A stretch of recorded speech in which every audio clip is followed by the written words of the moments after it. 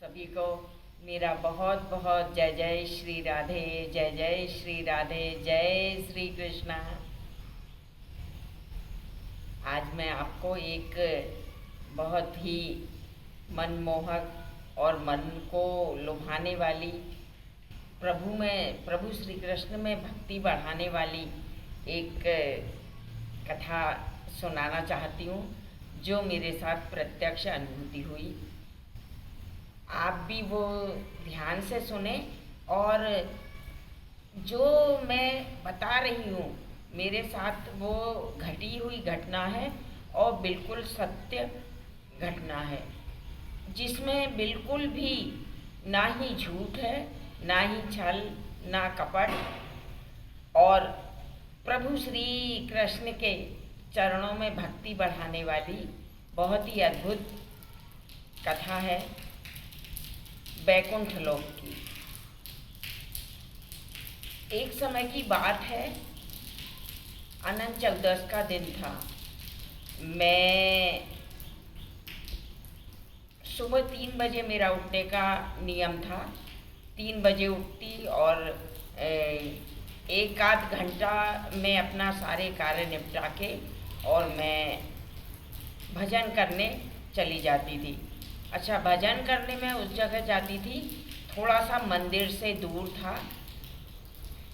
वहाँ पे मैं अपने जप तप भजन जो भी करना होता था वहाँ करती थी सुबह 9 बजे तक, 4 बजे से सुबह 9 बजे तक। तो अनंत चतुर्दशी के दिन क्या हुआ कि मैंने अपने रूटीन अनुसार पूरे नियम से कार्य किए और फिर थोड़ी सी थकान होने के कारण मैंने सोचा अब मैं थोड़ा सा विश्राम करती हूँ। तो जैसे ही मैं विश्राम करने के लिए पलंग के पास गई तो ना जाने क्या हुआ, अचानक मुझे इतना तेज चक्कर आया और मैं बेहोश होके पलंग पे गिर गई। अब क्या हुआ कि फिर उसके बाद मुझे कुछ भी ध्यान नहीं है कि मैं कहाँ हूँ, क्या है, कुछ भी नहीं याद। अब क्या हुआ, जैसे ही मैं बेहोश हुई तो एक महाराज जी आए, पंडित जी, जो सफ़ेद धोती और सफ़ेद कुर्ता पहने हुए थे, और वो मेरे से बोले कि चलो। तो मैंने कोई भी प्रश्न सवाल जवाब कुछ भी नहीं किया और मैंने कहा चलो। तो हम लोग घर से करीब 100 कदम दक्षिण दिशा में चले और फिर वहाँ से उन्होंने मोड़ लिया तो हम लोग पूर्व दिशा की ओर चलने लगे। अब जिस दिशा में हम चले तो वहाँ पर वहीं से शुरू एक रोड चालू हुई। तो वो रोड कैसी थी, बहुत चौड़ी, और रोड ऐसी कि लाल कलर का उस पर वो बिछा हुआ हो जैसे कालीन, और दोनों तरफ रोड के इतने बड़े बड़े वृक्ष कि उसकी छाया पूरी रोड पर आ रही थी। तो हम लोग चलने लगे, चलते चलते चलते चलते बहुत समय हो गया। तो मैंने उनसे कहा कि अब कितनी दूर और चलना है। तो वो हंसने लगे और बोले तुम थक गई हो। तो मैंने बस हाँ में मुंडी हिलाई और मैंने तो बस मैं क्या देखती हूँ कि पूर्व दिशा से ही एक इतना सुंदर घोड़ा, सफ़ेद कलर का बिल्कुल, और इतना सुंदर उसका श्रृंगार कि जैसे दूल्हे के लिए सजता है घोड़ा, उससे भी बहुत ज़्यादा अच्छा। तो वो घोड़ा तेजी से दौड़ता हुआ और हमारे पास आके रुक गया। अब उन्होंने कहा कि अब इस पे बैठ जाओ तुम। तो हम लोग वो घोड़े पे बैठ गए। वो पंडित जी आगे बैठे और मुझे पीछे बिठाला। अब हम लोग चलते गए और रोड वो ही चल रही है, लाल कालीन वाली और पेड़ों की छाया वाली। तो चलते गए, कम से कम हम लोग 1 घंटा चले होंगे।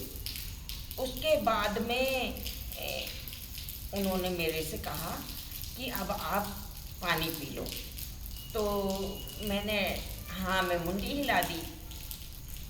तो भाई उनने मेरे को उतारा घोड़े पर से। तो मुझे अच्छे से याद है कि हम लोग इस दिशा में चल रहे थे और उल्टे हाथ की तरफ वो कुंड था। तो मैं गई और वहाँ पे मैंने बहुत अच्छे से, और इतना निर्मल जल था उसका कि नीचे अगर रेत का कण भी हो तो वो दिख जाए। बहुत सुंदर कुंड। मैंने उसमें से अच्छा पेट भर के जल पिया और फिर मैं उनके पास आ गई और हम लोग चले, फिर से घोड़े पर चलने लगे। तो फिर बहुत लंबा रास्ता हमने तय किया, बहुत लंबा रास्ता, और वही पेड़ और वही छाया और वो चल रहा था, वेलवेट का रोड।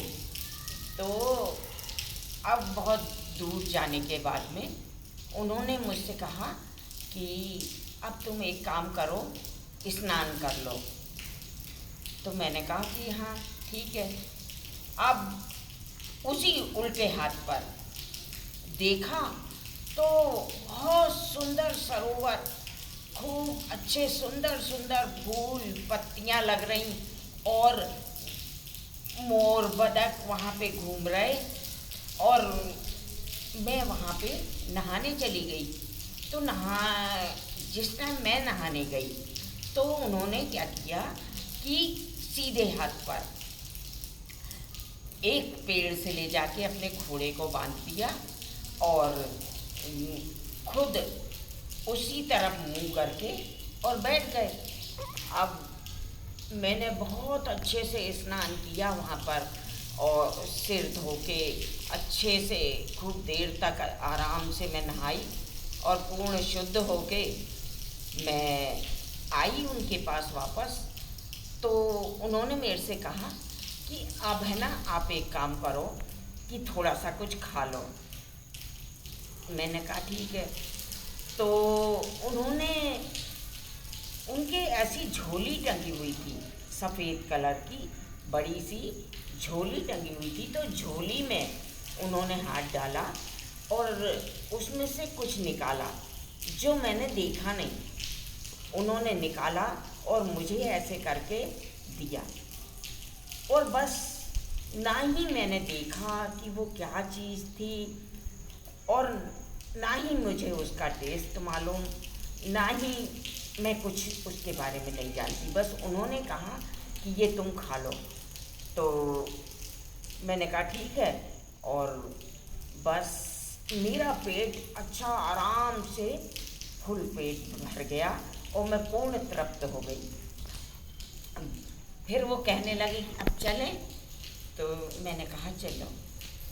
तो भाई हम लोग फिर घोड़े पर बैठे और फिर चलने लगे। तो फिर उतना ही लंबा रास्ता, 1 आध घंटे का रास्ता। और वहाँ हम चलते चलते पहुँचे तो एक बहुत बड़ी नदी आई, इतनी भयंकर नदी कि उसकी लहरें जो थी वो कम से कम 10-20 फीट ऊंचे उड़ रही थी। उनकी लहरें ऐसी और सफ़ेद झक दिख रही, ऐसी उनकी लहरें देख के मैं तो घबरा गई। तो मैंने उनसे कहा कि ये क्या है। तो वो हंसने लगे और बोले कि ये बैतरणी है। मैंने कहा इसमें से निकलेंगे कैसे अपन, कितनी भयंकर नदी है, इसमें से कैसे निकलेंगे। तो वो हंसने लगे और बोले लगे तुम चिंता मत करो, मैं तुम्हें ले चलूँगा। तो भाई उन्होंने उसमें घोड़ा उतार दिया, और जब उन्होंने घोड़ा उतारा तो क्या पता कैसे केवल घोड़े के इतने इतने खुर डूबे और हम लोग थे तो आराम से निकल गए। अब मुझे बड़ा आश्चर्य हुआ कि ये कैसी प्रभु की लीला है। अब वो बैतरणी पार करने के बाद में हम फिर से चलने लगे, तो वही रास्ता चल रहा है, वही वेलवेट की रोड चल रही है और वही पेड़ों की छाएं चल रही है। इस तरह हम चले, फिर हम चले लंबा रास्ता 1 आध घंटे का। तो क्या हुआ कि मुझे दिखा कि ऐसे रोड के किनारे जैसे शिवजी की बारात में लोग आए थे, भूत पिशाच और इस टाइप के लोग लाखों की संख्या में रोड के साइड में उल्टे हाथ की तरफ खड़े हुए। और जो उन्होंने हमें देखा तो उन्होंने सबने ऐसे करके बस प्रणाम किया, बोले कुछ भी नहीं। तो भाई मेरे को तो कुछ समझ में नहीं आया और हम लोग घोड़े पर ही चल रहे थे। उसके बाद क्या देखती हूँ मैं कि एक बहुत बड़ा दरवाज़ा आता है। वो दरवाज़ा ऐसा रत्न जड़ित रहता है कि और सफ़ेद कलर का उसका विग्रह रहता है, सफ़ेद कलर का बहुत बड़ा गेट होता है और हमारा घोड़ा उसमें चला जाता है। अब उसके अंदर जाने के बाद क्या देखती हूँ, उल्टे हाथ की तरफ बहुत बड़े बड़े संत, बहुत ही महान संत जिन्हें कहा जाए, सब भगवा वस्त्र पहने हुए, मालाएं डली हुई और बहुत ही उनको देख के ही समझ लो कि मन प्रसन्न हो जाए। और उन लोगों के पास ऐसी बड़ी बड़ी भागवत गीता किताबें इतनी मोटी मोटी सब रेल पर रखी हुई। और जैसे ही उन्होंने हमको देखा तो उन्होंने भी ऐसे करके प्रणाम किया और बड़ी प्रसन्न मुद्रा में दिख रहे थे वो संत लोग।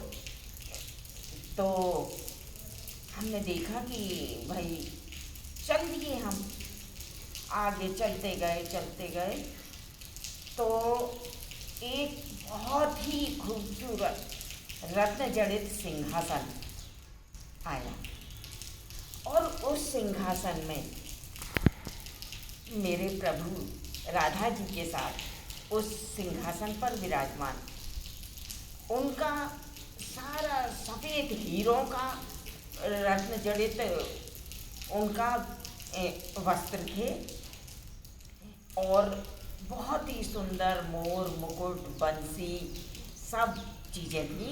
और राधा जी उनके बाजू में बैठी हुई, उन्हें बड़ी ही प्रसन्न और प्रेम भरी मुद्रा में प्रभु को निहार रही थी और है ना मुस्कुरा रही थी।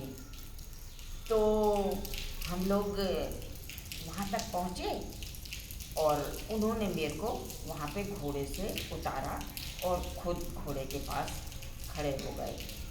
तो मैं प्रभु के पास गई तो प्रभु बड़े प्रसन्न मुद्रा में मुझसे बोलते हैं, आओ आओ तुम आ गई, और मुस्कुरा के बोले।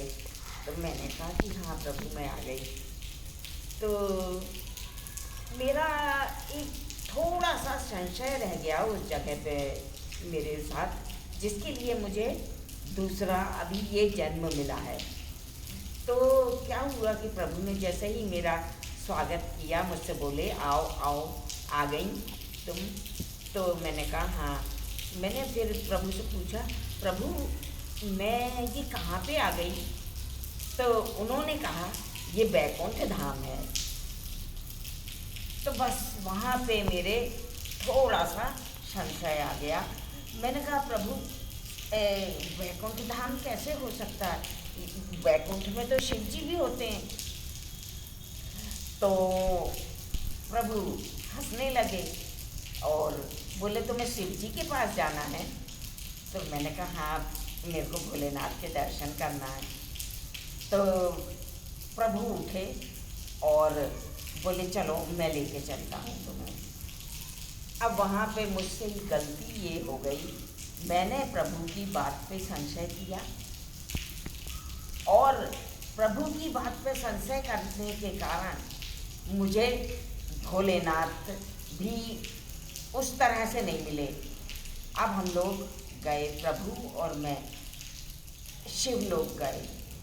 तो वहाँ पर बहुत बड़ा हरा बाग बगीचा, फूल पत्तियाँ और तरह तरह के फूल लगे हुए, और उस जगह में, उस गार्डन में समझ लो भोलेनाथ और पार्वती जी अपने पूर्ण श्रृंगार, इतने सुंदर दोनों का फुल श्रृंगार था।